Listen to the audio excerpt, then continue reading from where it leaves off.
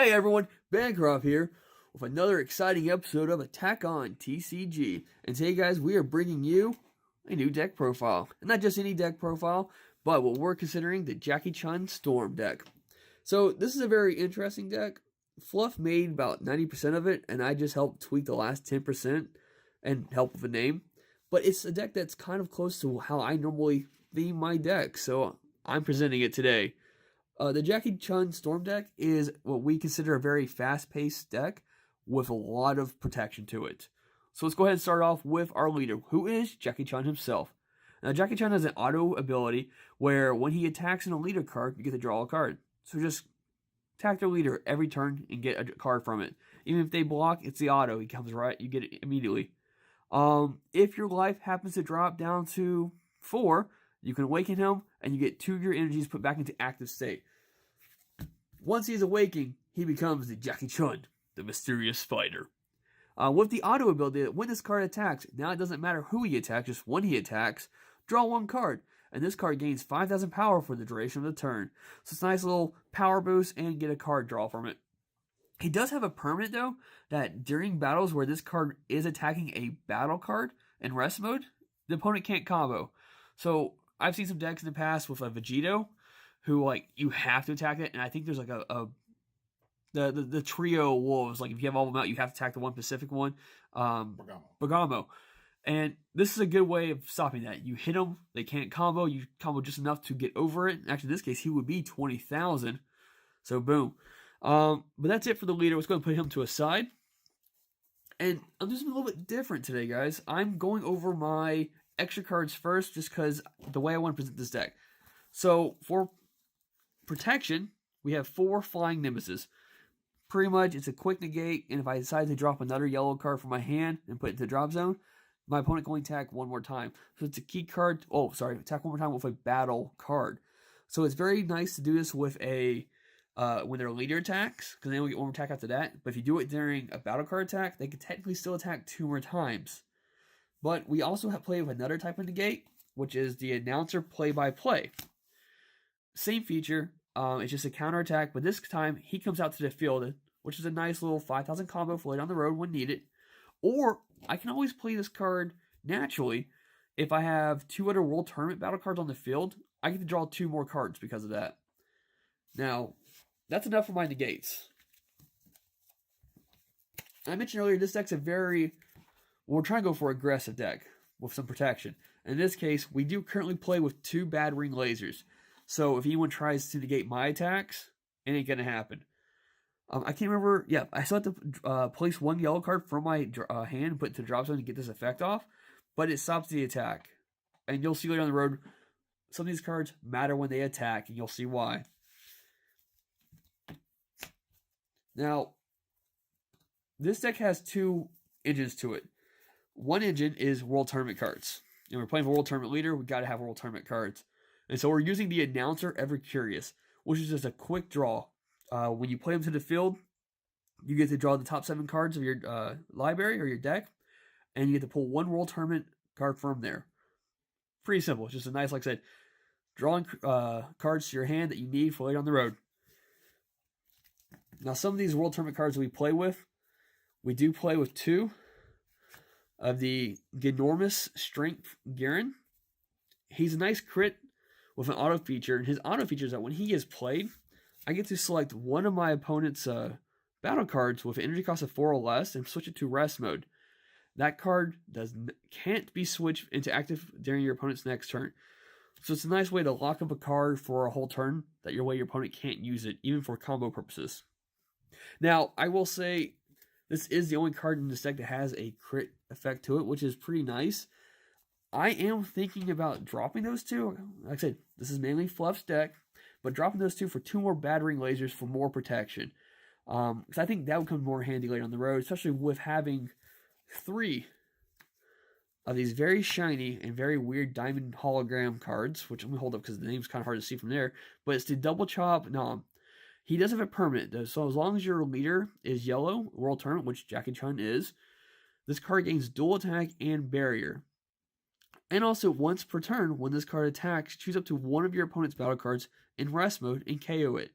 So, Some cards have barrier, of course, but if they happen to be attacking a card that's very aggressive, and you know you don't want to waste your time comboing against it, just use this feature to get rid of it if possible.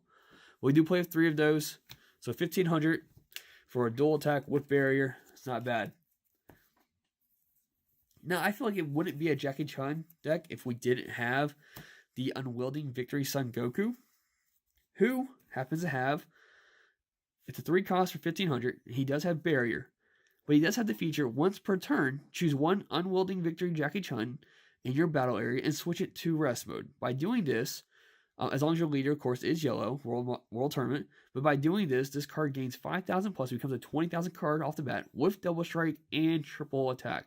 Now, this is why I was mentioning that the battering lasers come in handy here. So with double strike, he could attack. I just went blank. He could gets 2 hits on 1 attack, and with triple attack, you could do it 3 times in 1 turn. So that being said, your opponent's going to definitely try to stop you from doing that, but that's easily 3 attacks at 20,000. Your opponent's wasting cards just trying to stop this. And if you use battering laser, you can prevent them from even negating it, so they have to burn those combo cards, or they have to take 2 hits. Now, of course, in order to get that effect, you have to have the Unwielding Jackie Chun, which we play 3 of those as well. Now, his effect, yeah, like I said, Goku's barrier. Jackie Chun, on the other hand, is a blocker barrier. And he has the beautiful ability where, at the end of your turn, choose one Unwielding Victory Son Goku in your battle area and KO it. If you KO it, choose this card and one of your energies and switch it to active mode. So once you put him to rest, you attack 3 times with Goku. This is where it gets interesting. You have to sacrifice Goku in this case, but it allows you to bring Jackie Chun to attack again. So that's a 4th attack in 1 turn, and I haven't began attacking my leader yet. And he has blocker, so I can just technically leave him on the field with his barrier effect and just kind of use him as a guard for a while until I get another Goku out in the field. That is pretty much it when it comes to the World Tournament part of this deck. The other engine of this deck is we actually go back to the lineage, which is one of my favorite abilities. So we do only play 3 Successive Hopes, which allows you to search your deck for a Goku lineage card with a energy cost of 5 or less, and with the swap feature. So with the swap feature from your deck and add it to your hand. So obviously with this card right here, we do play 4 of the Bardoks. If everyone remembers, Bardock is a 1 cost, 10,000 with a swap 2 feature. He when he comes to the field, I get to take a life. So it's a nice little what's the word? It's been a while since I've used a where it helps me get to my awakening state faster. But after I attack him, I can either swap him out for another card or put him back in my hand and just play him again next turn. Kind of like the Awakening Pan, but she's a little bit stronger. But once I attack with Bardock, I typically want to swap him out for the Goten. Everyone knows what that is. The Scrambling Assault Son Goten. And in this case, 2 costs, 10,000 energy, but in this case, he's a free card because I'm using the swap feature from Bardock. And his ability is that when he attacks, and this isn't auto, so even if he's negated, it still goes off, I get to draw the top 3 cards of my deck and choose one of them, add it to my hand, and put the remaining cards underneath the deck. So it's another pull strategy. So I'm pulling cards I need with him as well. Now, most likely he'll probably be gone next turn, but that's okay. With the Bardock as well, though, we do play 4 of the Jean Family of Justice. She's just a nice little 5,000 blocker, but her permanent ability is that as long as I have a Bardock in your battlefield or in your leader area, you can play this card for free. So she's a free blocker. So as soon as I bring out Bardock, I bring her out, attack with Bardock, switch out to Goten, and then I do whatever other crazy combo I have from that point on. So just another way to keep myself alive. Now we do play with 4 of the Explosive Spirit Son Goku cards. Now, he has a lot to him. He's 10,000 for a 3 cost, which sounds like a lot, but he is a blocker with barrier. And he has the ability that when you play this card, choose up to 1 of your opponent's battle cards in rest mode and KO that card. So once again, if your opponent has an annoying card on the field that doesn't have barrier and you want to get rid of it, this is an easy way of doing it. He also has the ability that at the end of your turn, switch this card to active mode. So he's just a attack with him, attack their leader, and your turn, put it back to active. Boom, now you have another blocker in your field. Now, I'm sure you notice a lot of 3 costs in this deck, well, especially with the Saiyans. And that's why we play 4 of these super combo cards, the Unwavering Solitary Shigesh, which is just a nice little 10,000 boost as long as I have 4 or less life. And he has the ability where I could drop 1 Saiyan from my hand for 3 energy cost of 3 or less. And that is how, like I said earlier, quick ways of bringing out cards like Unwielding Victory Son Goku, or in this case, even the explosive Spirit Gun Goku.